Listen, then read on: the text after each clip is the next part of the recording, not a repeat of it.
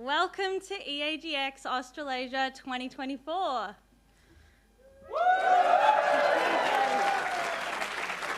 Welcome. So before we begin, I would like to acknowledge the traditional owners, the Gadigal of the Eora Nation, the traditional custodians of this land, and pay my respects to the elders past and present. So welcome to the opening session of EAGxAustralasia 2024. I'm so glad to see you all here tonight. This keynote is our official first thing on the agenda for our conference, and it is also open to the general public. It's a tradition for EAGx Australia and Australasia to have this open Friday night keynote so that we can welcome people in who maybe don't want to come to the full weekend conference or cannot attend or are just beginning their journey into effective altruism, and it remains a bridge to the general community. I suppose I should introduce myself. My name's Bridget. I'm the lead organiser for the conference team this year, and I work at EAGxAustralasia as a community manager.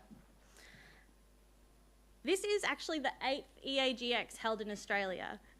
The first was held in 2015, and I imagine there are people here tonight who have probably been to very many of those EAGx conferences throughout the years. And yet others in the audience will have, maybe this is their first EAGx, or maybe they're at the beginning of their engagement with effective altruism. So before we launch into the panel, I'm going to begin with a few remarks to sort of set the scene. What is effective altruism? What are we talking about when we say EA? Effective altruism is a research field and practical community that aims to find the best ways to help others and put them into practice. This definition is very broad. It covers the variety of activities and values that the individuals in this community bring to the table. We include charities doing direct work in high-impact global health interventions, academic researchers, policy advocates, community organisers, moral philosophers. The mission of finding the best way to help others is what brings us all together.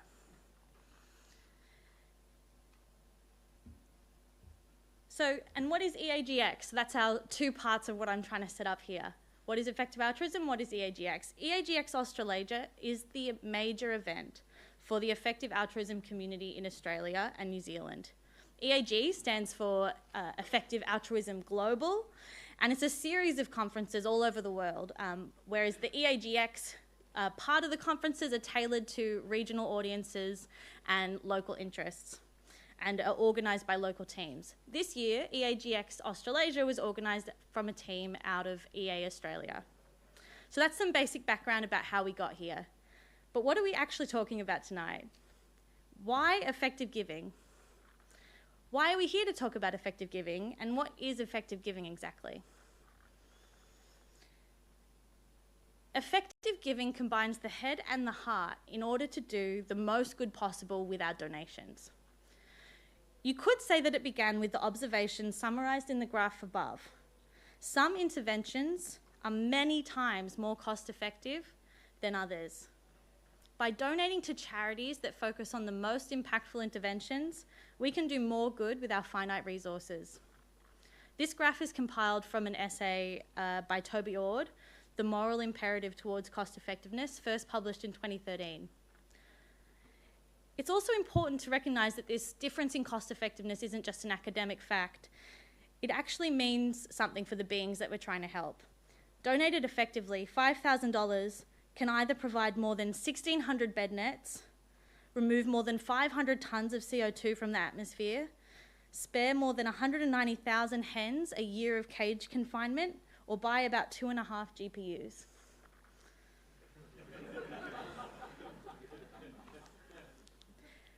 Living in a developed country like Australia means we're amongst the richest people in the world. I used Giving What We Can's How Rich Are You calculator and entered $55,000. That's the current Australian median personal income. And for a single person, this median income would place you in the richest 3.7% of the global population, with an income 10.9 times the global median. This wealth, together with our insight about the difference in charity effectiveness, means we have the opportunity to do incredible good with our donations. So we have this opportunity to do good, but that first insight from Toby Ord about the differences in cost effectiveness of interventions was from 2013, and we've learned a lot about effectiveness since then. What does it mean to be effective, given that available evidence and global priorities are changing? How has effective giving fared in the current economic climate? And how can individual donors and corporations pursue effective giving according to their values and opportunities to give? We've gathered an expert panel here today to discuss some of these questions, and I'll introduce them to you now. Our moderator is Joe Walker. Joe hosts the Joe Walker podcast, on which he conducts deeply researched interviews with founders, scientists, and public intellectuals. Previous guests include Catalin Carrico, Daniel Kahneman, Larry Summers, and Nassim Taleb. Joe is a two-time Emergent Ventures winner, and from 2020 to 2023, worked at Y Combinator-funded startup Forage, where he was Director of Operations. Now for our panellists. Josh Ross is one of the co-founders and the co-CEO of Humanitix. Humanitix is the world's first ticketing platform that donates 100% of profits to charities. Humanitix is structured as a charity and is used by tens of thousands of event organisers, including us, across the world.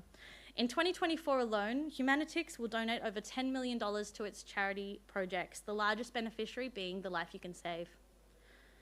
Jack Rafferty was co-founder and director of Lead Exposure Elimination Project, a highly effective NGO which prevented lead poisoning in millions of children worldwide.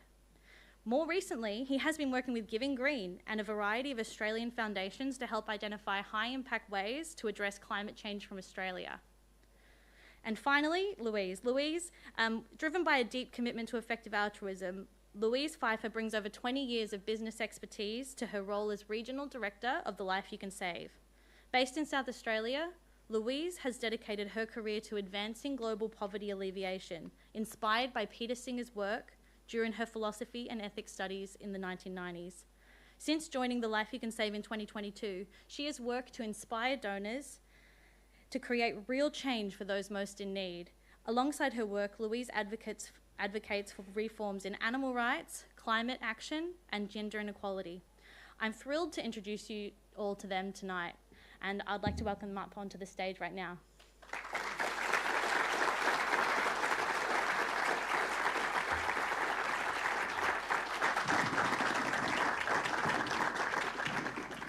So over to you, Joe. Thank you, Bridget, and thank you all for coming along tonight. I have a couple of personal points to begin with. First, I attended the second ever Australasian EAGx all the way back in 2016. We held it in the Deloitte offices in Melbourne. It's fantastic to see how the movement has grown in the years since then and how these conferences have played a part in that growth. For those of you attending over the full weekend, I know you'll get a lot out of it. I always find the speakers and the sessions very interesting, but even more valuable have been the people I've met. In fact, at last year's conference, I met two of tonight's panelists. And second, over the last couple of days, as I was thinking about this evening's panel, it struck me that ever since that conference back in 2016, I haven't much updated my thinking on effective giving. Probably like many EAs, I took GiveWell's recommendations and then never thought twice. And the overwhelming majority of my EA-related thinking over the last several years has been given over to the career side. How can I use my time and talents to do the most good? So I'm personally just very interested in having this conversation tonight, taking stock of effective giving today and learning whether and how I should be updating my thinking on effective giving. A couple of housekeeping points before we start.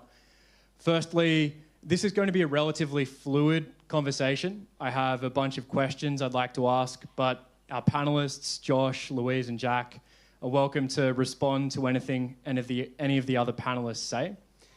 And second, we'll have some time at the end after about 50 minutes for audience questions. You'll submit them through the Swapcard app. Make sure you pop them in the questions section, not the chat section. I'll be selecting the questions. I have just two heuristics for asking good questions. Number one, ask a question for which you're genuinely curious to hear the answer. And number two, the more specific your question, the better. So with that, let's start. My first question is, for each of you, what, if anything, has been a major update over the last few years in your thinking about effective giving? Josh, we can start with you, because you're pointing at other people. Okay, cool. Can everyone hear me all right? Yep. Cool. So it's been quite exciting for us because our inflection point was post-COVID, because running an event ticketing platform isn't very profitable in a pandemic. And so it's all kind of happened for us in the last 2 years. And so we've suddenly got all this money to give away, which is fantastic. And the way we've approached it is partnering with the smartest people in the room we can speak with. And so there's groups like The Life You Can Save, there's groups that aren't EA affiliated, there's a group down in Melbourne called Partners for Equity who do incredible research. And for those who don't know my background, before I started Humanitix with my best mate Adam, was I worked in a hedge fund for 7 years as an investment analyst. And in funds management, you've kind of got the quant funds that are just crunching numbers, very analytical, probably very represented in an EA. And that's one way to make a lot of money. There's others which are more fundamental stock pickers. They're trying to model out individual companies and make decisions on those companies.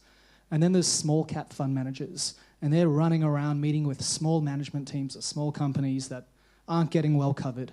They're trying to create alpha through like finding really grassroots companies, often trading on inside information or just trying to get an edge. And so I look at the like effective giving in the same way, where there's like really good analytical groups like GiveWell, which do the quant side really well. I know they do a lot more than that, but there's also really good like individual stock pickers who are running around Africa trying to find really good grassroots charities who aren't necessarily driven by cost effectiveness and what you can measure, but more using common sense, intuition, and sometimes they're going to get it wrong, but sometimes they're going to find the next 100 bagger. And so we do a blend of like, we give to very well-researched organizations, but we're also happy to be a bit more, I guess, experimental. Louise? So the Life You Can Save, we, I guess, traditionally started 10 years ago with very much an effective altruism mindset around cost effectiveness and the biggest, ROI for dollars spent with a very big focus on health interventions. Very recently, as in the last 12 months, we have evolved our charity evaluation framework. And because one of the things about looking at just cost effectiveness in and of itself, just on its own, is that it doesn't necessarily capture the full spectrum of change needed to address multidimensional poverty. So if we think about economic poverty, there are about 700 million people on this planet that live on less than $3 a day. But if we look at other forms of poverty, that number rises significantly. So the Life You Can Save in the last 12 months has adapted and is now using what's called the Multidimensional Poverty Index. And what that does is there's 10 metrics that sit under 3 main categories of living standards, health, and education. And when you look at people, our fellow humans who are deprived in a significant way of one or many of these 3 dimensions, the number of people impacted rises to about $2 billion. 2 billion people, so 2.1 billion people. And what where our thinking is now is we can address health, and we do, but without addressing things like girls not going to school in India, or people that are deprived of living, sort of cooking fuels or whatever it might be, living standards, without addressing these other deprivations, then solving poverty, which is very complex, is going to be really challenging. So by broadening our approach and looking at using the multidimensional poverty index, we're looking at a more holistic way of addressing poverty and the complexities. That said, we still very much are focused on cost effectiveness and scalable interventions. But by using this more comprehensive approach, we think that we're balancing measurable outcomes with systemic change. And the other thing that we're also doing is building donor confidence in creating lasting global impact. And in essence, by doing this and looking at it more holistically and broadening the way we think about poverty, is it's also creating a bridge between traditional philanthropy and effective altruism principles. Jack?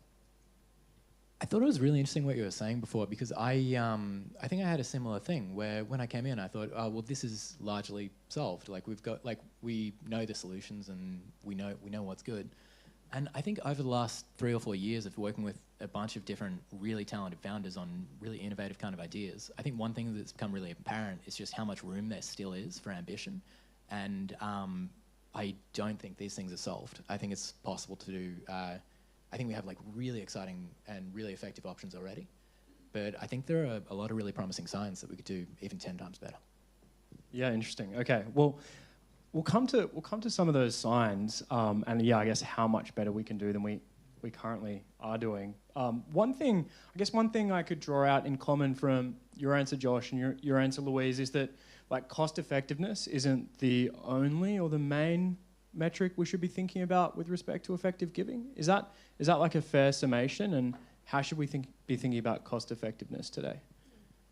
So I guess if we're thinking about addressing some of the root causes of poverty, and education is a really good example, cost effectiveness can be a little bit harder to measure because the ripple effects that come about from someone attending every year of school in terms of their income earning potential, the better health outcomes and the impact on their families and communities are longer term.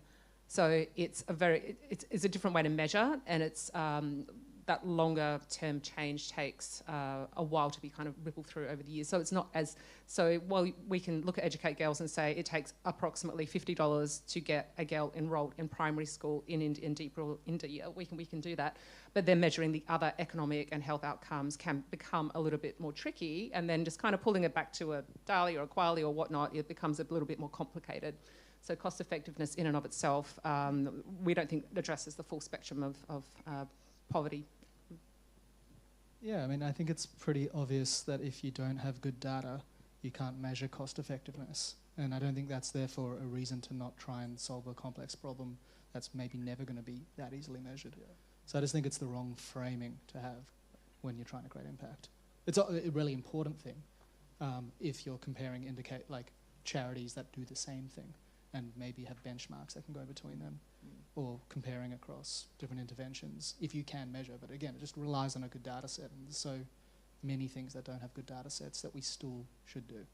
Right.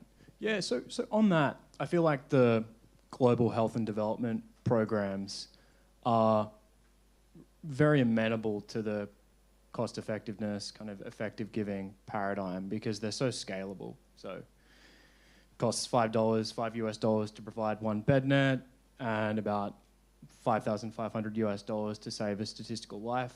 With bed nets, you can just throw more money at that and get reliable outcomes the more money you throw at that. It's very easily quantifiable, it's very easily scalable.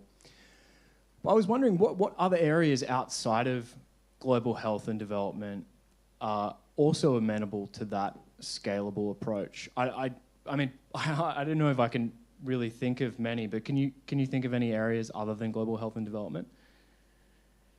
I think there's definitely answers like that, though they might be slightly less clean. Like there's a bit more uncertainty in whether the conclusion kicks off. But I think you're exactly right that if you can get to scale in a solution of any kind, then it's often a lot better in terms of cost effectiveness.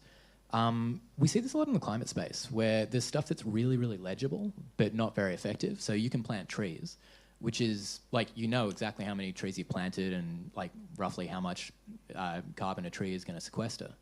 But if you're going around as an NGO trying to plant a bunch of trees, the level of effectiveness of that is just going to be abysmally low.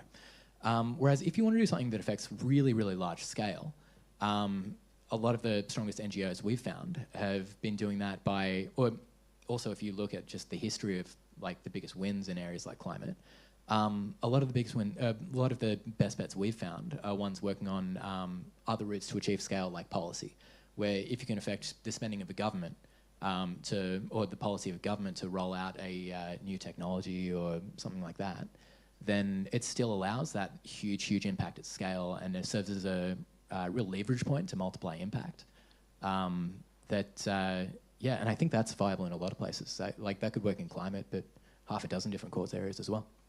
But actually, before we go to Josh or Louise, can I just get you to dwell on something for a moment. Will was telling me earlier today about how, for context, as Bridget mentioned, you're doing some consulting work for Giving Green. And I didn't realise this, but effective giving for addressing climate change compares really favourably to direct action in ways that I found kind of like quite shocking and impressive. But do you want to talk just a little bit more about that? Yeah, we see this in a lot of areas. Like, in terms of direct action is just really hard to make to make really competitive in a lot of areas, just due to those economics of scale. So Where what do you mean by direct action? So, for example, trading your car for an electric vehicle. Yeah. Where yeah, in terms of like personal action, there's definitely things that we can do, but there are leverage points in like all sorts of areas, be it like climate or global health, by which we can just affect vastly larger sorts of things. Where if you look at the best climate charities, some of the strongest ones, they'll be sequestering a ton of carbon per $10, which means that like we could make personal changes. If I could switch a car to an electric car or avoid a transatlantic flight or something like that. But for the same of like, I think it's a $20 or $40 donation, it would sequester the same amount. That's amazing. Yeah, it's absolutely insane how favourably they perform. Right. Yeah. Okay, so sorry, we'll come back to the previous thread, which. Yeah, sorry, I thought direct action might be the name of a group. Oh. It should be a name of a group. It's a good name. Cool. I was going to share one area I think is social enterprise. So I'm sure a lot of the audience have read Doing Good Better by Will MacAskill. Don't have to explain who that is. In there, he writes a little bit about social enterprise, and I think he uses fair trade coffee as the example, where I might butcher it, but effectively the short of it is if you're paying a premium to buy fair trade coffee, sure, some of that might go to farmers who need it, and maybe there'll be a little bit of a marginal benefit, but the premium you paid would have been better off donated to a highly effective charity. So he kind of rules it out as a smart way to create impact in the world. But that all rests on assumption that you pay a premium for whatever you're buying. That's ethical. And that is not true. That is true for some case studies, but it's the wrong conclusion to draw that that is the truth. So with and there's not just us, many social enterprises, where if you switch from a competitor like Eventbrite to Humanitix, you save money and get to do good in the world. So it's accretive to impact in the world. And then what he didn't fathom as well in the book, and fair enough, the book wasn't on social enterprise, he's much smarter than me, I'm not suggesting. I'm smarter than him, but this is my area. So just to use us as an example, we took $3 million in Australia and turned that, philanthropic capital, and turned that into an annuity donation stream of over $10 million for some of the most effective charities in the world. So that is a much higher philanthropic return on capital than the charities we donate to. And so it's arguably one of the most efficient ways. And when you just step back and think for a second, what is the most high return area of the for-profit world? It's venture capital. And so why would that not be true for the non-profit sector? It has, and so it's like a massive opportunity that I don't see being talked about. But if, like, we're all focused on explaining to people why they should give efficiently and researching what is efficient, but venture philanthropy is such an opportunity, and you can compete and take market share and win on an ethical point of difference. You can scale very quickly if you don't charge an ethical premium, because then it becomes a no-brainer. So I think that's a really untapped area and something I'd love to see more smart young people, or not young necessarily, throwing their energy behind, because it's the exact same rationale for why venture capital is so attractive for the greediest people in the world. Right. Yeah, I'd like to come back to that, but Sorry, Louise, I just want to hear your thoughts on. So the question was, can we think of any other areas outside of global health and development that are really amenable to that scalable approach?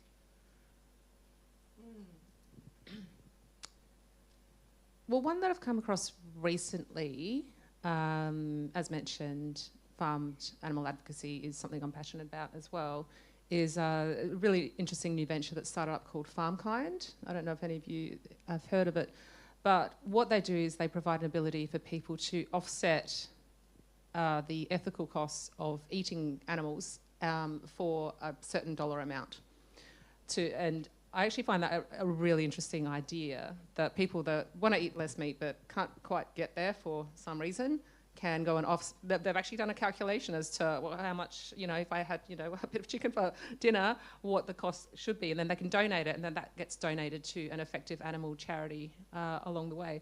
So I just see that as a really nice, scalable, really unique way to, I guess, potentially get people to think less about eating animals, and also, offset the suffering.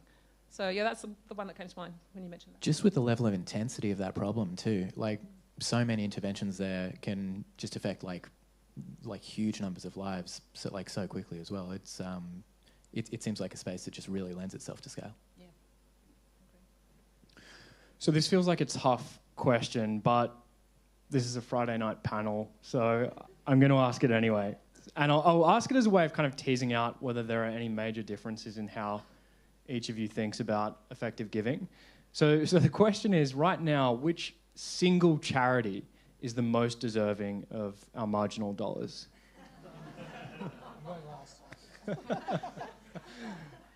All right. Whoever wants to take that first. Can I cheat and give two answers? Yeah, and you're also allowed to disagree with the premise if you like. Oh, cool. Yeah, I think one thing that's like under talked about is neglectedness. Like there are a bunch of like really important spaces that seem just insanely effective, but which are just really comparatively underfunded compared to other areas. I think like animal welfare is one of them. So I think part of me wants to say like some sort of animal welfare charity like Fish Welfare Institute or FarmKind. But I also think there's just a huge amount of value in, like, similar to the venture philanthropy thing you were talking about, in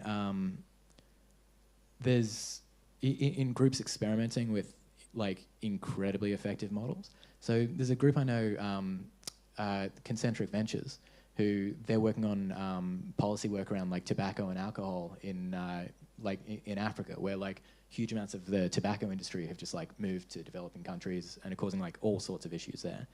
And they've had policy solutions that have just recently had like really positive wins in like Mali and a couple of other countries. And I think organizations like that could potentially be beating even the top interventions. And I think like exploring those really interesting bets and seeing if that can unlock far greater opportunities in future. I think that's a really interesting angle, but a bit more perhaps requiring a bit of risk tolerance. Louise? I think it would be remiss of me to not mention, in the terms of cost effectiveness, Give Directly. As I think a lot of us would have seen, they've just recently been re-evaluated by GiveWell in terms of cost effectiveness from their first re-evaluation since 2019 to now being 3.5 to 4 times more cost effective than initially thought. And I just find the idea of direct cash transfers to people living in poverty just so a simple solution to a complex problem. They've got so much evidence to support how it transforms the lives of people living in poverty, whether it's through a UBI scheme or a direct cash transfers to refugees, or anticipating weather events and getting money to people that need it so they can get ready for the climate event that's coming their way. Just truly extraordinary. And I think for me right now with that re-evaluation, and I've donated to them over the years, that's really changed my thinking. And I just love the fact that it gives people agency and that ability to decide for themselves how they could use some extra money. So yeah, that it would be Give Directly for me on this moment on Friday night. Josh? Yeah, I'll give 2 answers because the precedent's been set.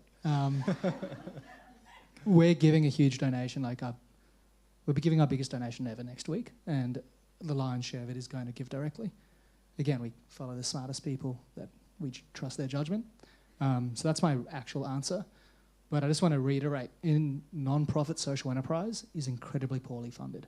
No one funds it. We had to beg and almost didn't make it, even though everything was working. So it's a very catalytic, it's not a word,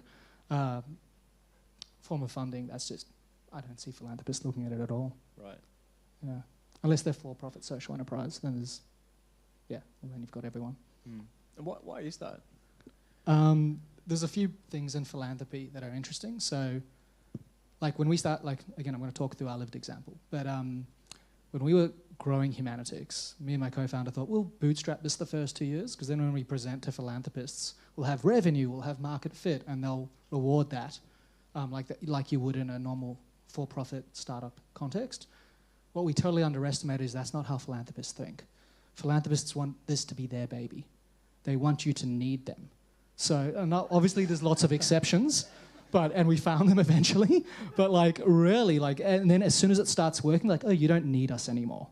Now, if I walked into a VC as a for-profit and it's working with Bootstrap, with found market fit, the opposite is happening. They're like, how do I not let any other VC find? How do I put my foot down on the cap table and get as much as I can? So they're greedy for their version of impact, which is... but in the philanthropic world, you don't get that as a non-profit scaling. As it continues to work, people step back. They're like, you don't need me anymore, as opposed to what's the marginal return on what's a very de-risked venture. Mm-hmm. And also, Humanitix, for example. You go to a big foundation, their mandate is X, and you're like, we're a ticketing platform that creates profits to charity. There'll be a really high philanthropic return on capital, much better than most of the things in your portfolio. But they're like, sorry, we love what you do. We think it will work, but our mandate is education or poverty, and not enough people have died from ticketing. So there's no ticketing foundations, but we're working on it. But jokes aside, capital in the philanthropic world, it can be rational in its domain, but again, you walk into a venture capital firm and they specialize in healthcare investments, but you pitch them the best idea they've ever heard that they think is going to work, and they will find a way to fund it because you're going to make them money. But in philanthropy, they might, and I'm not saying we're the best idea in the world, but you could have the best idea in the world in front of Foundation X, and if it's not in their mandate, they'll be like, bye. So it's broken to this, there's just not enough case studies of it working for foundations to be like, ooh, maybe we should consider that. Right. Yeah, and I think I'm just going to jump in there and just a shout out to Kat and Calvin, who are here from Give Industries. So they're also they're set up as a charity, I believe, and they're for electrical trade services. So they operate in Brisbane and are just launching into Melbourne now as well, and they donate 100% of their profits to effective charities. So big shout out to them, and I believe they have managed to potentially attract a little bit of philanthropic investment to help them expand. So very, very, very excited for that. So there is some appetite for it with the right introductions. But it's true, right? There's no foundations for this stuff, and it's some pretty incredible ideas out there. Mm. Okay, so another tough question. Again, this is a Friday night panel, but thinking about the various meta-organisations that evaluate charities for effectiveness, so the GiveWells, the Life You Can Save, how much do we think their list of top charities will change in the next, say, 5 years? So, Louise, I'll start with you because you work at the Life You Can Save. If we take the Life You Can Save, how much do you predict its best charities will change? How different will that list look in, say, 5 years' time? Well, probably to start off with one of the big changes we made this year, which will likely inform future changes. So historically, people would read the book or hear Peter on a podcast or come across the work of the Life You Can Save, and they'd come to our website, ready, wallets open, ready to go, and they would look at our list of charities and they couldn't decide. They couldn't decide where to give. So they gave to our All Charities Fund, where their donation would be split equally across our 25-ish charities on our recommended lists. And as you can imagine, $1 to give directly is going to have a very different impact to $1 to Oxfam, and very hard to measure impact, but they just couldn't decide.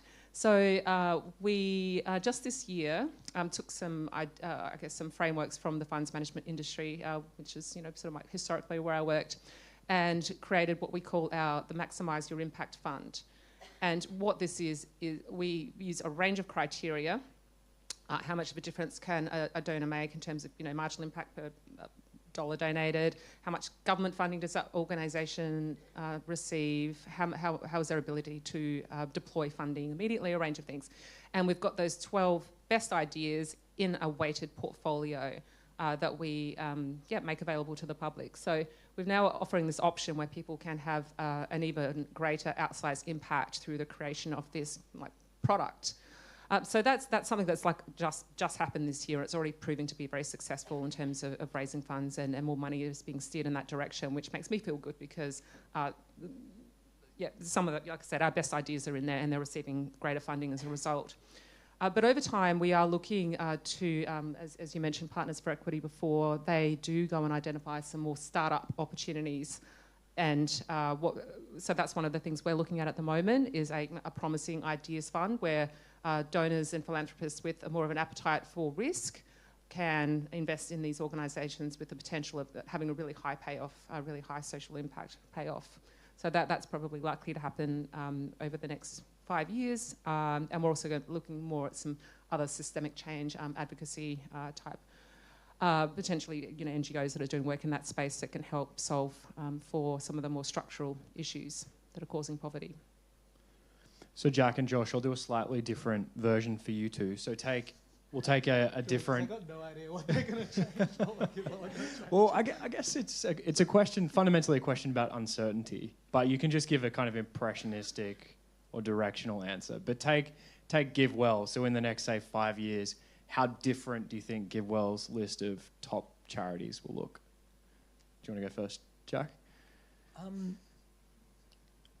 I have a bit of a contentious answer, but there's a difference between could and should, perhaps. I could answer perhaps my answer for Giving Green might be more illustrative, where there's a really interesting argument to be made that if you're a non-profit, one of your primary goals should be to try and put yourself out of business, where essentially, so I used to work on lead poisoning, and if my organisation's still working on lead poisoning in 80 years, I'd consider us to have failed. I think we wouldn't have done our job that well.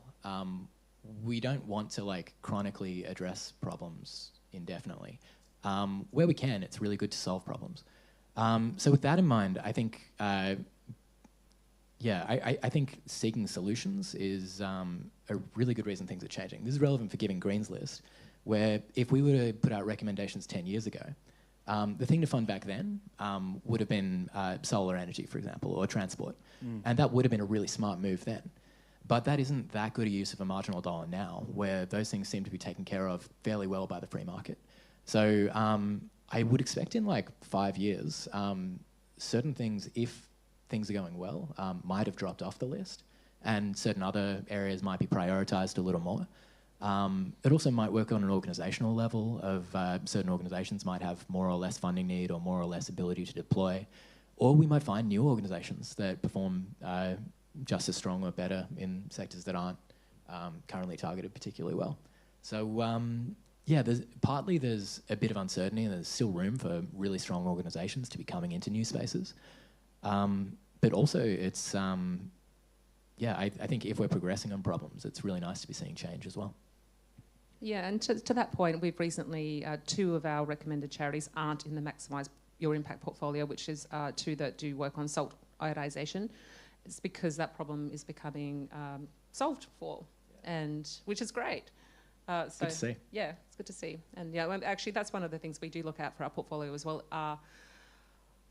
Hopefully the charities, see themselves out of business, then they do solve for the problem as well. That's something that we look for, that in time, some of the issue that they're addressing will be solved. Josh, your prediction?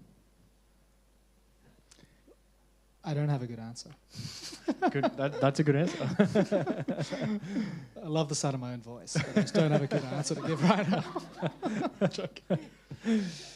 So, cause prioritisation is one of EA's core principles.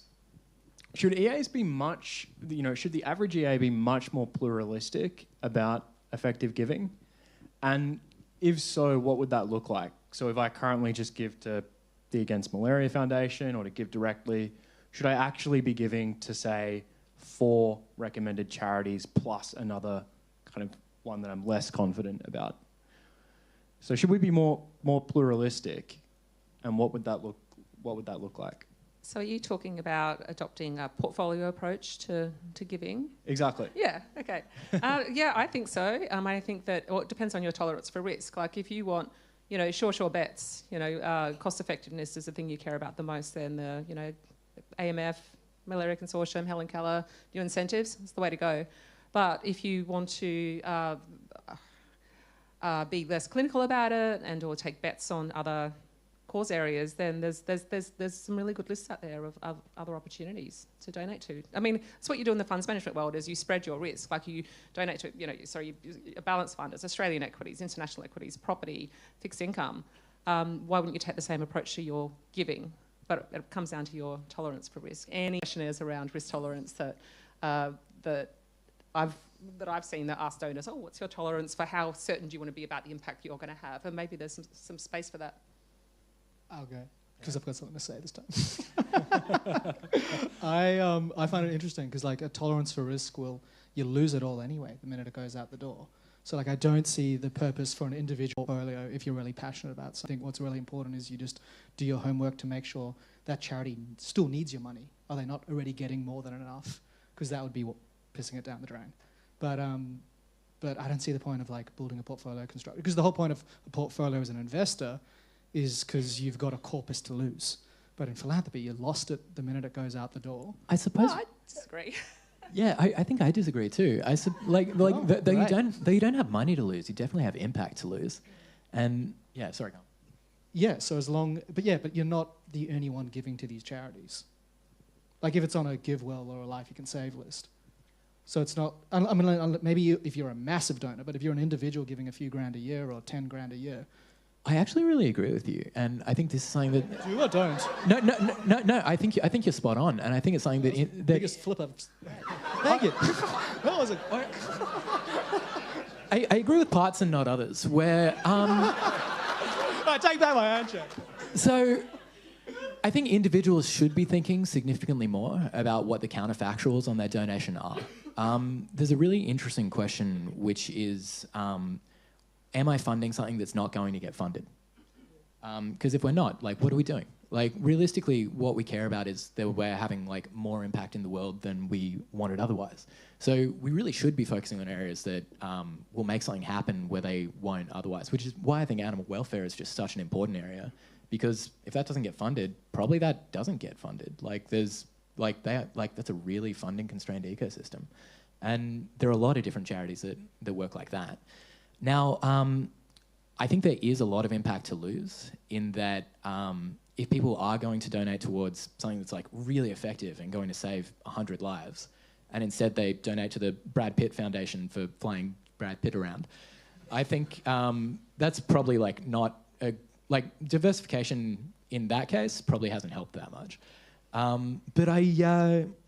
So I think diversification to account for like moral uncertainty or like uncertainty of individual bets, provided they're all good bets, can be a really wise idea. But diversification can be good, but depends when. But I think in general, focusing on what are the really smart bets and what really needs my funding and what isn't going to get funded otherwise is really underthought about in general. But also like the fear of what happens if the charity I funded isn't the most impactful. It's like... who are you answering to at the end of your life? Like, I just don't understand. As long as you've done your homework and taken a good bet, I think you should almost be agnostic to like the risk of a portfolio return as an individual who's not giving. Like, if you're a huge foundation, sure, maybe, because there's more of a responsibility that the capital isn't maybe bet so aggressively. But as an individual donor, as long as you've really done your due diligence and other people are doing due diligence, it's not like you're deciding the fate of capital to all these charities. So I just don't see, it's like, there's lots of other areas of life where we don't hedge our bets. What do you think, Louise? I'm just sort of considering that. So I think, my first comment was, of course, it's going to be, some kind of DD done and it has to be, some kind of better charity. But I think for what I was thinking more about is the bets around, I guess, outside of the top four, Give Well charities and, looking at some of those other charities that are doing, really incredible, scalable work that, don't meet Give Well's, standard or criteria, but are addressing poverty in one of its other forms. And I mentioned education. I mentioned them again, teaching at the right level in Africa, really low-cost interventions that can see results in learning outcomes in just weeks, for, pennies. And, they've already reached 60 million people. So I think what I'm saying is I think that looking outside of that, the top four, If you're curious, then there's a lot of really vetted charities that could better connect you to your giving, if that's what you want. But it also comes down to your motivation for giving in the first place. Like, I read The Life You Can Save in 2011, closed the book. Where's my wallet? Where's the most effective charity? And I really wanted a tax deduction. So it was Oxfam, and that was before AMF was listed as a charity here. And then for me, it's just always been seen as, the rent I pay for living in an affluent country and, being really privileged. And I personally, while I like what The Life You Can Save is doing in terms of, like I said, we're offering something that's more comprehensive that helps us potentially unlock more funding from the donor community at large. For me personally, I really like the top 4 charities and give directly. So I feel like to an extent this debate about diversification turns on the question of how much we can rely on the charity evaluators. Because I do naturally, I think, sympathise with your kind of position, Josh, that it's much better just to go all in on something you have really high conviction in. But a lot of people don't have the time to do all of that primary research, and they, I guess, rely on the opinion of a charity evaluator, whether that's a GiveWell or The Life You Can Save. So should we also have a pluralistic approach to our charity evaluators? And if so, how should I think about aggregating those evaluators? I mean, we've got different approaches. Mm-hmm. So as I mentioned, The Life You Can Save is now looking at poverty from a more holistic perspective and the multidimensional approach. And the other difference the other thing that's really important to The Life You Can Save now is starting to come through with our recommendations and some of our course funds is looking at poverty through more of a gender lens. And that's really missing from what GiveWell does. GiveWell's recommendations are, great, lots of research, lots of supportive research, etc. But there's no recognition that poverty impacts women and girls in a different way than it does men and boys. So that's something that should be considered, I think, in looking at charity evaluators is what other problems are they solving for or injustices in the world. Jack or Josh, any thoughts on that question? How should we aggregate charity evaluators if we're using them pluralistically rather than relying on just one of them? It's a difficult question, admittedly. Skeptically. I think, aggregation's really hard. It'd be hard to line out like a 2-line sentence that I think explains this or that applies to all circumstances. But I think, I think looking at a variety of evaluators, seeing where they agree, if they agree, it's probably like quite a strong bet. Mm-hmm. No huge insight.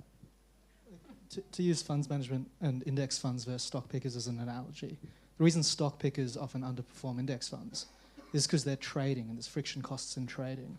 But if there was no friction costs in trading, they'd average out doing what the index fund does. Mm. And so like in just aggregating and spreading your bets and diversifying, there's no altruistic greater good from everyone doing that. Because if we're just all monkeys throwing at the dartboard with no frictional costs of trading to the charities that are highly rated by good organisations, it's going to be just as likely to be just as good as a blended average. As long as we're all doing research and backing well-researched ideas. If you don't have the time to do it going with a GiveWell or a Life You Can Save. So but the downside to a diversified portfolio is like you're living a robotic existence of like, we have neutralized the risk profile, return profile, and we are guaranteed 8 lives a year, like, as opposed to like, I'm super into this, and this is what I do with my life. And I read the other stuff, and it's interesting, but like, this is my passion. And so I feel like you can kind of lose a bit of the heart and soul that I know is not the EA principle, but like, like if you could have both, It's way nicer. Have both, yep. So, okay, I'll just get a quick take from each of you on this next question. Last week, Giving What We Can turned 15. Is the kind of donate 10% of your income meme or recommendation, is that still the correct recommendation? Should it be higher, should it be lower? Is 10% still about right? Sorry, can I just add one caveat to what I said before? Sure. As long as the groups that are recommending the charities are dialing up and down their recommendations based on how much capital those charities should receive. As long as that's like got a reasonable feedback loop, then my idea, I think, is right. Got it. Or my philosophy.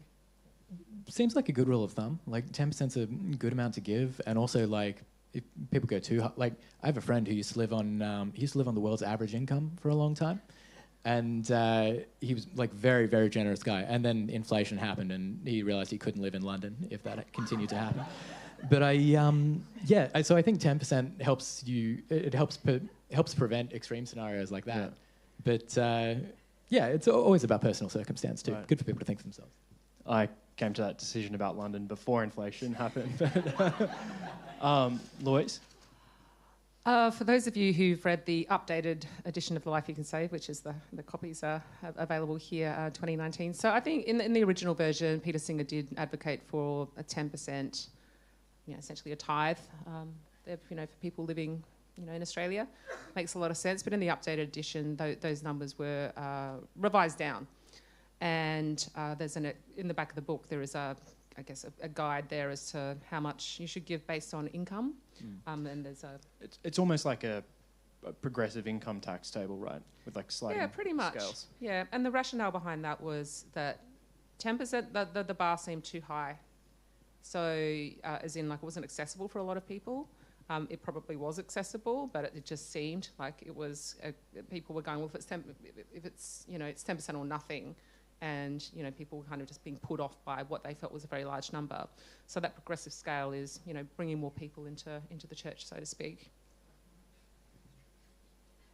Yeah, doesn't make sense that it wouldn't be a sliding scale with how much you earn to me.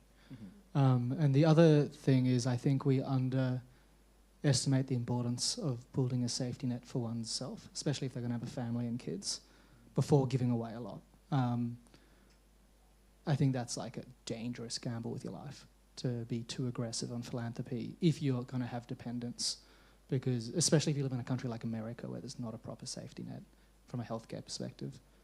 I don't know how to quantify what someone should give, but I think it's very circumstantial. There is a calculator there about how many dependents and income and such, and can kind of give you a bit of a guide. I totally agree though. I think like doing good's a long game. Like we don't not all of our impact is going to be in the next 2 years or whatever. And I think if you're if you're in a great job and like things are pretty stable, then great idea. But if you're fresh out of uni and in between things, then maybe the right strategic move is get yourself to a position where things are going great, and that might be more impact for the world overall as well. Yeah, so my strategy was to save enough that I don't have to worry, and then I can be way more philanthropic. So we've given 100% of Humanitix away, I wouldn't have felt comfortable doing that if from 14 giving 10% of my burger's income. So that's really interesting to me. I had a question which is related to this, and that was, how do you think about which kind of high-earning individuals should not be giving a very high portion of their income? So non-profits or for-profit companies are actually devoting all of their resources, or the vast majority of their resources, to creating valuable new companies rather than giving a substantial portion of their income to effective organisation. So, for example, and I know that we should be careful of the distinction between income and wealth here, but say someone like Patrick Collison, aren't we much better off in expectation that he's giving hundreds of millions of dollars to ARC Institute than just, pouring that into the Against Malaria Foundation or something like that? Totally agree, 100%. You want to go next? I think it comes down to the expected payoff. So if you're going to deploy all your capital to invest in something with this expectation that you're going to create a greater return, then that makes a lot of sense. I think it also comes down to individual circumstances as to whether or not some level of retention of giving should stay in place. And I would argue it should, even if it's at a lower percentage, just to retain that connection with the giving behaviour. But I think the answer is it depends on the expected payoff. Yeah, I think it's interesting. I don't know much about Patrick and that. I had a quick Google on the bus here. But to me, it's okay, you're giving to something external, or he's giving to something that he's developing. I think that's a crucial difference. Yeah. And to me, I don't, as long as it's good for the world, I don't care whether it's internal or external. Oh, So- interesting. Okay. Yeah. So you don't think that he might be more incentivized to see it go well if it's internal? Oh, from that, yeah. That's a, yeah. So, As I guess a counter argument. sorry, I was running with the assumption that if he's gone internal, it's because he thinks it's a better bet. And so he's fully, to your point, fully invested. But if someone goes external, it implies they don't have the energy to do the next thing, or they don't have a great idea. So I'm kind of indifferent, because if they've chosen to go internal and they're doing it for good reasons, I'd back their judgment as an exceptional person, which he sounds like. I think with a lot of this stuff, like a lot of the stuff that we talk about is general rules of thumb. So giving 10% is like a really good general rule of thumb for a lot of people. But it's really important for people to think for themselves and use critical thought. And if you're Pat Collison and have a decent chance of like significantly higher value bet, then it makes sense to be assessing that. But there's all sorts of ways in people's situations will differ, and I think it's just important to recognise that it's not one size fits all. Sorry, who was Patrick? Oh, One of the co-founders of Stripe. And he's since founding Stripe, he's worked on a bunch of really exciting projects, like Stripe Frontier, for example, is the world's largest advanced market commitment to accelerate carbon capture technology, as well as like a bunch of other really interesting philanthropic bets.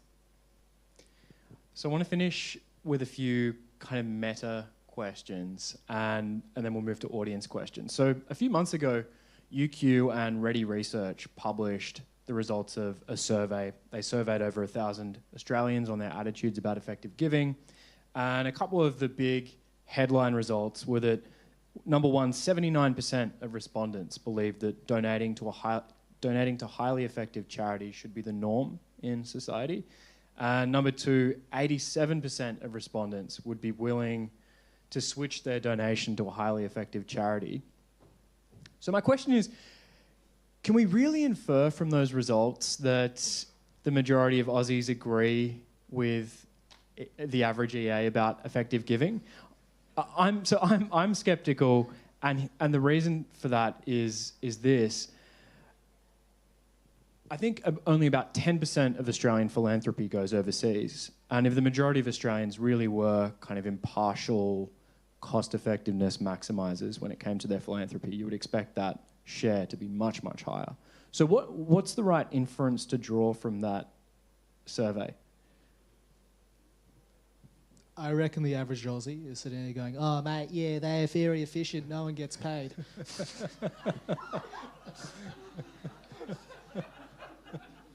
So, very different. Yeah. I'm going to be a bit more generous. Only a little bit, don't worry. But I've been speaking to a whole bunch of people in the Australian climate space this year, and it's been really illuminating seeing how like non-EA foundations and donors think about things. That's not reflective of Australians. But I think what was that? I think in general, there is an inference to be made there where no matter who you speak to, I think everyone prefers things that work. And if you want if you want a solution and you're like, oh, well, like, why am I giving money? I'm giving money because I want to improve the world in some way. So whatever that way is, if someone can help me get there stronger or get there more, I think a lot of people that resonates with. Now, there are all sorts of other concerns as well, where like if I care about like homeless cats, then like I might care about doing that a bit more, but it might not make me care about poverty in like overseas and things like that. And I think that's somewhere where like EAs in general are actually just like really like morally quite forward in being able to like bite the bullet and say like, oh, actually like these things might matter a lot more. That I think that might not be that might be quite countercultural and important and not be shared in the broader ecosystem. But I think in general, I think people do like things that work. Well, my take on that survey and the research was that there is a really big opportunity to educate the public at large about effective giving. I just think that it's a concept that we understand very well in this room, but it isn't known at all outside of that. So the idea of the key principles, some charities are hundreds or 1,000 times more effective than others. It's not reaching people. So for me, it presents a really great marketing opportunity to look at new ways to spread these ideas and get them into the hearts and minds of Australians who are very ungenerous with their 0.81% of GDP being donated every year, very ungenerous, and perhaps with different marketing tactics and investment in marketing, we can reach people and unlock the generosity that sits with it. I'm very certain it sits within the population at large. But take these ideas and arguments and say, there is evidence to say that, a donation to, Sabre is going to be 1,000 times more effective than Guide Dogs Australia. There's some really solid examples that will resonate with Australians. So I think it's a marketing problem to solve. Often meeting people halfway can be really good. Like I had a friend who he was trying to convince someone about the guide dogs thing, and he was saying, "Oh, Fred Hollows is much more effective." And then they realised that that person didn't care about blindness; they cared about dogs. So he redirected them towards animals, and they were completely won over. Yeah, I'd bet my life that survey, it's like people can be led down a question like, would you rather give to a more effective charity or less effective charity? Every Australian's going to say a more effective charity. But I think, in what we give to, the evidence is the evidence. Like, we're not giving effectively. And I think the vast majority of Australians, even some donors that should be more sophisticated than they are, when thinking about a charity and its effectiveness, think about its expense ratios, not about the output. And so I would just bet my life that we are not thinking about it the right way. I would die on that hill. Like the general, anyone in the world, not just, that's not a dig at Australia. Like, people aren't thinking about it's the whole premise of doing good better. Yeah, and that has not changed in the mainstream. Yeah. The film that came out last year, Uncharitable, based on the TED Talk by Dan Pallotta, just to your point about, overheads and admin, and that's conversations I have with even seasoned philanthropists or people that donate. They're like, oh yeah, you got to look at the admin costs, you got to look at the overheads and all those kinds of things. And this film I highly recommend seeing if you haven't already, or the TED Talk, Uncharitable, just turns it on its head. The charity sector, the non-profit sector is just held up to these puritanical standards that just don't make sense. It's, and the film gives this example of, why should a lipstick marketing manager be paid $300,000 a year, yet the marketing manager, a non-profit that's delivering social impact, people raise eyebrows if they're getting paid $150K, and they're actually changing, delivering really amazing outcomes. So I feel that TED Talk is probably something that people could share with people just to try and turn it on its head. And certainly the way we look at this with the Life You Can Save is with our impact calculator. We've taken all those overheads and admin costs into account, and here is how much it costs to deliver X intervention. So you've all kind of touched on some of the classic arguments for effective giving. I'm curious, for people who aren't already familiar with this world of effective altruism and the arguments for effective giving, what in your experience is the best argument for persuading such a person? And has that argument changed in the last 10 to 15 years to today? I don't think I agree with the premise where EAs are an unusual bunch where they're won over by argument. And reason. Yeah, exactly. I think for a lot of people, the way to do it is just to get them really amped about a thing or get them to discover a thing for themselves. Like, I found Leap to be a really good gateway drug to people for that. Like, but I think I think just talking really excitedly about any of these projects, they all do awesome work. And I think people, a lot of people are just more won over by, hey, people are making a real dent in this problem in wherever, and isn't it nice to see something good happening in the world? And then you almost don't need to argue. It's then once someone's bought in on that, you can be like, hey, also this is more effective, and then you're not arguing against. You're saying, hey, isn't this cool evidence for the thing you already like? And yeah, I find that's really good. So I think my arguments have changed a lot over the years. So going back when I first read the book, it was just sharing it with family and friends and just talking about the data evidence and reason that existed to support one charity over another. And don't you want to get a higher return on your social investment, even though there's money out the door you'll never see again? Don't you want to make sure you're having a high impact? And what's happened over time is, as I've worked at the Life You Can Save, it's not just those arguments. I've got stories that I can tell now. Like I've actually got not just my own story about how the book catalysed me into action, but I have now visited a number of nonprofits in Africa and have come back, having witnessed some of the programs being delivered by charities on our recommended list, and some that aren't even yet there. So. There's really something quite remarkable about walking through, the largest slum in Africa for 6 hours and seeing 1 million people living in shanties that are, in 2 by 2 metre concrete huts. Like 1 million people, multi-generations have, lived there. And it's the sights and smells and, really seeing what poverty looks like and knowing that there are ways to help people, in various ways. Visiting one of the factories for Sanku. So Sanku Project Healthy Children, they work with millers in Africa, local millers, to fortify their flour with nutrients that are needed in Kenya and Tanzania, which is slightly different because there's slightly different micronutrient deficiencies in each of those countries.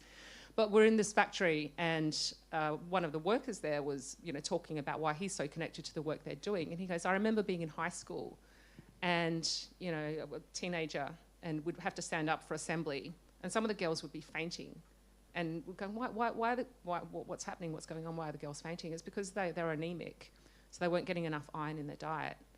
And so he was, telling this in relation to the work that Sanku does, which is, fortifying the flour with iron and other micronutrients. And it was just this, really vivid picture of what he'd witnessed and how important that what we take for granted here in Australia is, we have fortified foods. We don't have people, anemia is very rare. We don't, folic acid, spina bifida, neural tube defects just don't exist anymore because we're in a country where the government's taking care of all of that. And that's, so now I can tell stories like that and, going into the factory and actually seeing the micronutrient, like the dosifier, dosing the flour as they milled it, walking in there, the flour everywhere, landing on my face, watching the workers filling up the bags that would be, going off to the supermarkets and such. And just being able to talk about that as a really low cost, cost-effective intervention that's changing and improving the lives of people living in poverty. So now you're storytelling a lot more. Okay, so in a moment we're going to go to audience questions, and I'll pull out my phone and start checking swap card and selecting questions. So if you haven't put your question in the question section yet, please do that. But just while we're getting that ready, one final question from me. Has EA's norm of effective giving, this kind of norm that's been established in the EA community, have you noticed that has seeped out at all into the not-for-profit sector more broadly? Has it affected the not-for-profit sector in any ways? So, for example, is the average charity now more conscious of cost-effectiveness or related ideas than it was 10 or 15 years ago? I think I get that framing because so much of philanthropy is not that well thought through. But I think that rubs up people the wrong way when framed that way. So, I know some, way smarter than me funders of philanthropy who have nothing to do with EA, have been around a lot longer than EA, and have been thinking tactically and cost effectively with it. They just didn't have a book and a movement around it. And they find it incredibly I know it's not what EA is saying, but the way they interpret it is who are these arrogant people running around telling us that they've worked it out for the first time? So it's been interesting to see that, just a little bit when we've talked about EA principles, and sometimes you get a really bad reaction. Anyway, I don't know, that doesn't answer your question, but it's... Yeah, I've forgotten what the question was, but did you listen to the debate between Peter Singer and Alice, someone who was an anti-EA? She's written a book about why EA is wrong, and she had a debate with Peter Singer recently, and her arguments were absolutely terrible. I didn't think none of them landed, but the only thing she said that did make sense, and this is basically what's driven her to write a book and talk openly and actively about it, is what you just said then, is that it's like EA's appeared out of nowhere and said that they could do it better than anyone else, and that arrogance rubbed up the people that had already been thinking quite thoughtfully about philanthropy up the wrong way. What was the question, Joe? Have you noticed the norm of effective giving affect the not-for-profit sector more broadly in any ways? I've seen some foundations that it's influenced, but I'd say for the most part, I'd say it hasn't been taken on yet. But I think also that's like that's an action point. I think I was saying before, like it's a really interesting goal for an organisation to try not to exist, in that they've like put themselves out of business. And maybe the same thing's true of movements. Like maybe the success state for EA is that it doesn't need to be EA; it just becomes the norm. I think, yeah, trying to do that seems like a really good goal. It's interesting because what you were saying before about like a non-profit should be trying to put itself out of business. It's like, well, if you're a random non-profit out there, the chance that you're cost effective is pretty low. So it's like to lean into it would be like destroying what you believe in. It's like it would be quite confronting. You'd probably just go straight to like, I don't know, cognitive dissonance on the concepts, maybe. Like imagine you work for a terrible, like a charity that's not effective but feels really good. And now someone's talking about EA around you. It's like, yeah, you should really care about cost effectiveness. It's like, well, that's a scary thought because I've been working on this for 20 years. So maybe there's like a, I don't know. Do you think there's a way to win people around on that? I think, yeah, I reckon that would not be the right strategy. I reckon the right strategy would be on the funder side. Yeah. So to get the funding, you need to play by these criteria. And then there'll be natural attrition, hopefully. That makes sense. Yeah. Yeah. It would be like to expect overvalued companies to come out to the stock market and be like, we're overvalued. I think that's Put right. our share price down. Like, no company's overvalued. There is this problem in the philanthropy ecosystem where if you're a startup and you create like a really good product that people want, then you like often you're making money and it flywheels. Where in non-profits, whether you're like really impactful and whether you're really good at fundraising, those two are quite decoupled. Yeah. So yeah, but like being able to couple them from the philanthropic ecosystem seems like a great idea. So I commend you all. The quality of the average question in Swapcard is extremely high. Apologies if I don't get to all of them or all of the best ones because I'm kind of reading through now in real time. But here's one from Nick Wolf. What legislation or legal barriers do you think are most negatively impacting effective giving? Or we could even broaden that out to kind of what kind of changes do we need to see at the policy level to better enable effective giving? Well, I mean, I think that the structures are in place for giving to international charities, through the Life You Can Save through Effective Altruism Australia. So I think there's no barriers in the international health or global development space, but there are really massive barriers for animal advocacy. So right now, animal advocacy organisations aren't eligible for DGR1 status. So sorry, DGR is deductible gift recipient status, so the ability for an entity to receive a tax-deductible gift. So animal welfare organisations can receive tax-deductible gifts like the RSPCA and your local dog shelter and others that have applied for it, because in the Tax Act that's okay. But for animal advocacy organisations, that they're not. So one of the recommendations from the recent Productivity Commission review was to have animal advocacy organisations included and be able to receive tax-deductible gifts. And if that happens, and I actually think that will, hopefully mobilise a lot of innovation in that area here in Australia, and we could do a lot better for farmed animals. That's such a great answer. I think there's so many like just nonsensical situations like that. Like similarly in the climate space, like people can donate to climate in Australia, and like that's awesome. You can do that. But if you want to donate to an especially strong like climate charity overseas, you can't do that tax deductibly from Australia. So there's groups like Effective Altruism Australia who have their environment branch, which has a fund that allows people to do that. But the vast majority of the vast majority of Australians wouldn't have a route to do that. So yeah, the policy changes there would be really nice. Part of the challenge with the offshore bit is unless there's like a reciprocal regulator in the other market that you trust, very easy to defraud. Okay, I have a question specifically for you, Jack, and it is from Lucas Lewitt Mendez. What do you think has made lead paint advocacy so effective? I think there are a couple of things.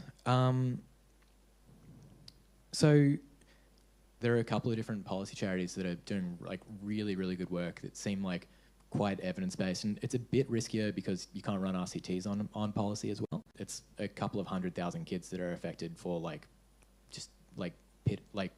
pennies on the dollar. Not pennies on the dollar. It's about I think it's about $6 a kid, or I think it's about $1 a poisoning prevented. But I think part of it is like scale has helped a lot with the effectiveness. But in terms of what made lead important as an issue, there's a bunch of research into this about like how do you get policy passed and which ones are easy and which ones are hard. I think one of the big advantages is that nobody cares about paint, and like ultimately there's no like big lead fighting us, so that makes things like dramatically easier. The paint, there's no like big paint lobby. There's just like a couple of different paint companies who like don't really care. They like most of them. It's not like most of them want to keep ahead of their competitors, but they don't mind if like everyone has to adopt a thing.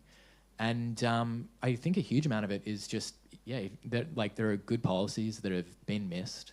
That if there isn't an opposing lobby, that's really really positive. And there's lots of others like that. I think. Like say like road traffic safety seems like a really strong one. Or also like, I don't even know how much the absence of a lobby makes sense, because there's groups working on really neglected causes like alcohol poisoning and tobacco poisoning that seem to be getting really good traction as well. So yeah. Okay, next question is from Paddy McCann. This is for Josh. Was it a deliberate decision for Humanitix to source effective charities on your own, rather than just giving, rather than just giving according to GiveWell's recommendations? Is that cost effective for Humanitix to do that work? To clarify, we don't do the work. So we partner with groups like The Life You Can Save to do the work. We don't duplicate it internally. So it might be a misconception that we're trying to pick them ourselves. Okay, well, yeah, good that we cleared that up. And do you adopt The Life You Can Save's recommendations entirely? No, because there's a few groups where you partner with and copy off. Got it. Okay. Get advice from. Yeah. So you do the kind of pluralistic aggregation. Massive hypocrite. Yeah. But I did caveat my thing with as an individual giving a few $100 or a few grand a year. Well played. Well played. Okay, so next question is from Rebecca Cutter.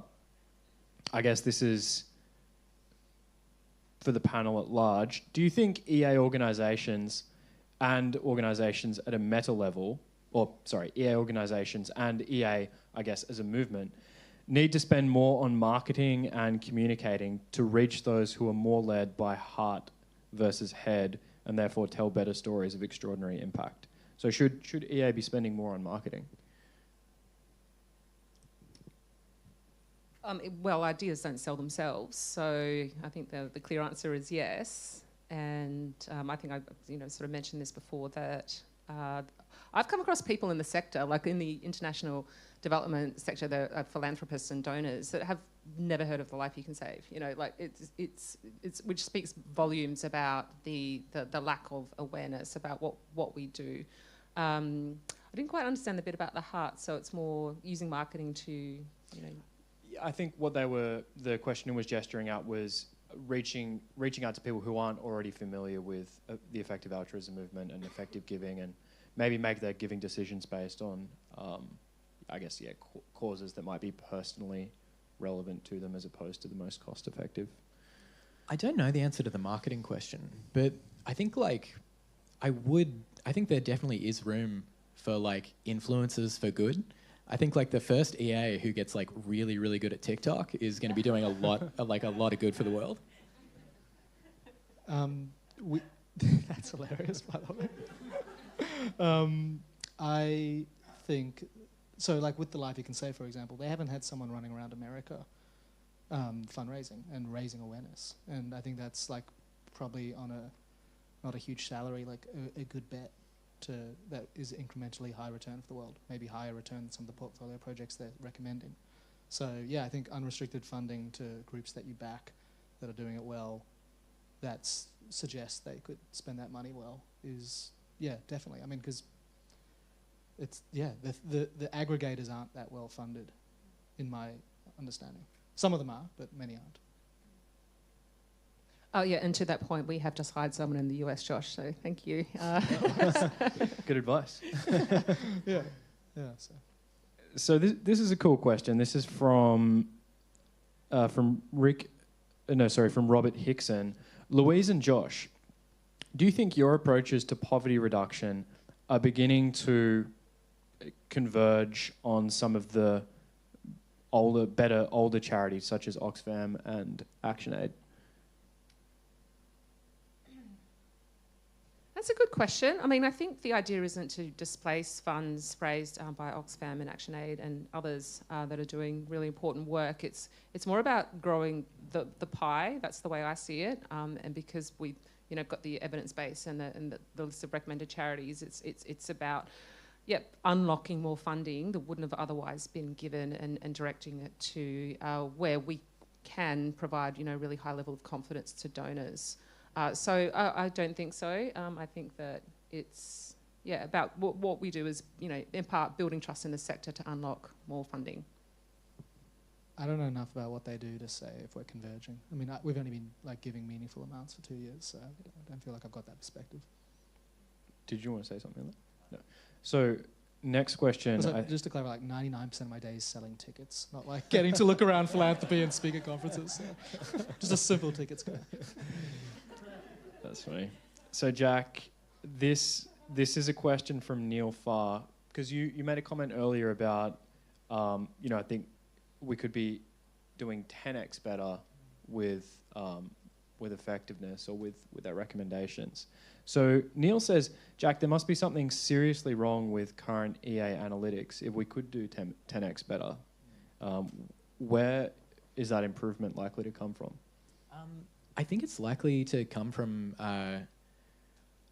it goes back to the scale things that we were talking about before, where in the same way that if you can address scale, that's way better than personal action. If you look at even direct delivery interventions, if you can be taking methods which can scale much, much easier and much, much cheaper, it's just dramatically easier to get to really, really low levels of cost effectiveness. So policy is one example, but also there are really, really solid radio interventions that seem to work in a whole bunch of contexts in a whole lot of areas, be it in global health or family planning or preventing domestic violence. And I think a lot of these things we haven't tapped into yet, possibly because of where we set our bar for rigor, where running an RCT is a really, really, there's a bit of a tension here where running an RCT is a really, really good way to tell whether an intervention works and means we can be super, super confident that that is having the effect that we think it's having. But there are certain kinds of intervention that seem really promising and might be even stronger, but which just due to their nature, you can't effectively run RCTs there. So we can get other kinds of evidence that we can find these are really positive signs that that's doing things. But I think there are certain spaces that are just naturally a bit more uncertain than others.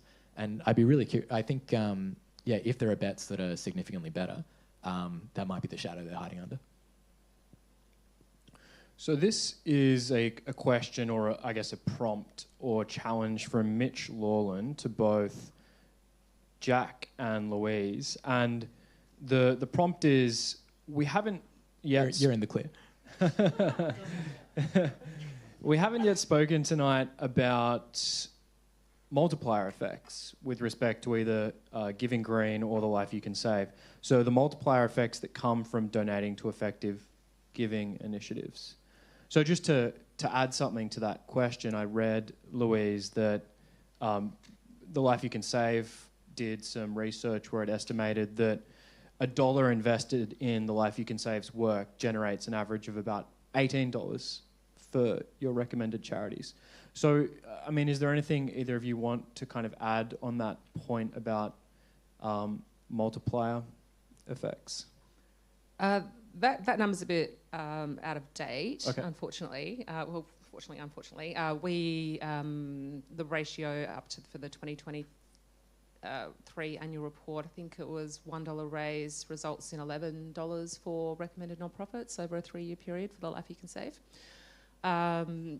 There's a good article in the EA forum actually about the giving multipliers and how investing in one of them that it can then convert with the right marketing and expenditure and other investments can convert and raise more funds. So there's a really strong argument to say there is a multiplier and catalytic effect through investing in organisations like ours. I think our numbers are going to potentially go down though this year. But it's a long-term investment, so we're about to shoot through the sky. Yeah. Josh, Valerie Pang asks, what are your... Oh, sorry, Jack, did you have something on that with respect to Giving Green, that last question about multiplier effects? I'm legitimately unsure. Okay. I think where possible, I think it's really good for EA organisations to raise money from not EAs where they can, so that EAs can fund the most effective stuff, and we can use less effective funding for those sorts of things. But I think people could reasonably argue either way. Thank you. So Michael Notel asks, what strategies are you most excited about when it comes to bringing in new donors? That can be for any of you. Well, we've got some really exciting...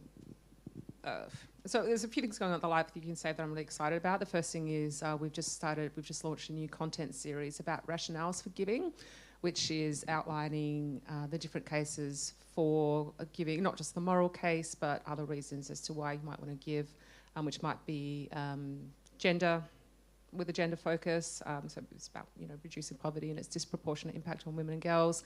There's going to be an article on the economic benefits and other things. So the Rationales for Giving series, so I'm excited about that. But in Australia, been for fundraising, some things that have been really successful this year and will be next year are more events. It's a really great place to bring supporters together, get them to bring a friend, have them hear about these ideas. They've been really successful for raising funds this year. I've got a really good event coming up in next month in conjunction with Effective Altruism Australia. It's a pretty small event, but it could have a high payoff. Then that'll be with the new CEO of Give Directly and Peter Singer. So Thomas and I are working on that at the moment. So those deep relationship marketing tactics I find really exciting, and they've had a huge payoff for the Life You Can Save this year, along with some more innovative, more mass marketing tactics through the content series. One thing we've been doing is doing talks really focused towards the philanthropic world in America and Australia, and we've been really surprised by just talking about the just the really exciting opportunities that are really kind of breaking the mold in climate.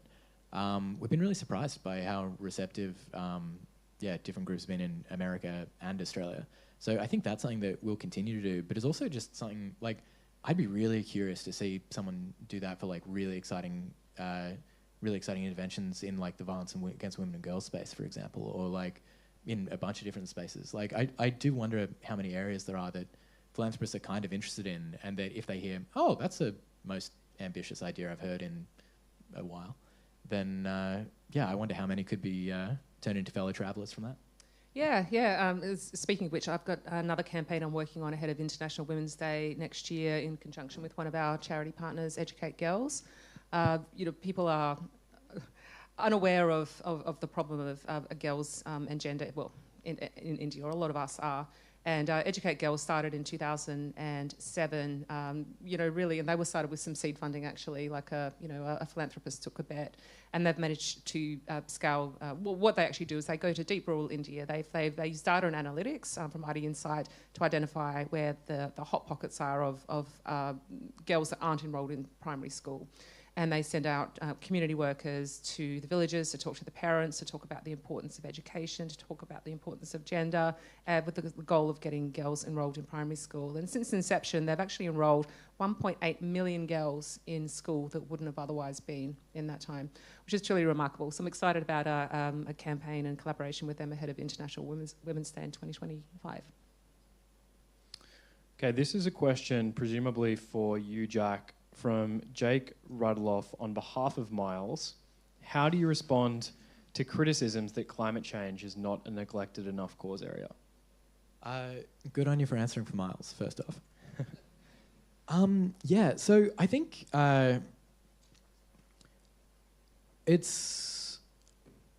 It depends on what, like with a lot of things, it depends on what scale that we're talking about. In the same way that like people could argue, I think that say global health is not a neglected cause area in the same way. And I think that's partly true, but it requires nuance where like there are definitely sectors within global health that are huge humanitarian problems that are really, really under-focused on and that are really, really effective and not being done yet. And similarly in climate, I think there's definitely a lot of attention being put to climate.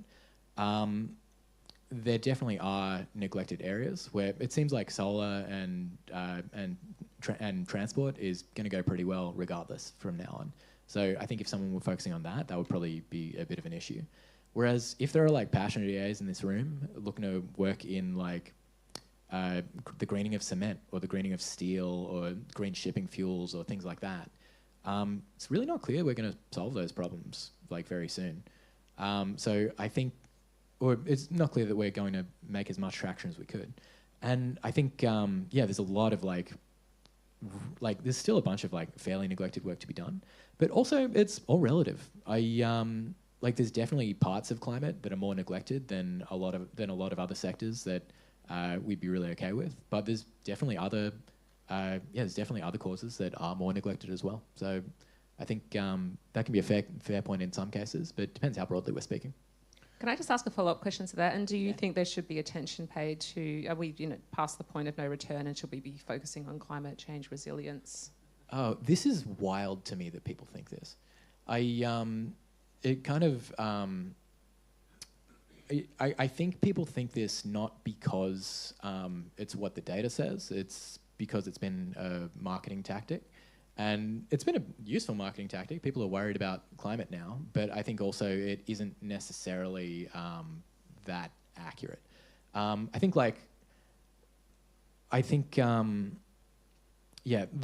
definitely some level of warming that's locked in, and there's some level of damage that's like definitely going to happen. Like the case of coral reefs right now is pretty bleak, as well as a lot of sub-Saharan Africa is going to have a much harder time with like erosion, fires, and things like that.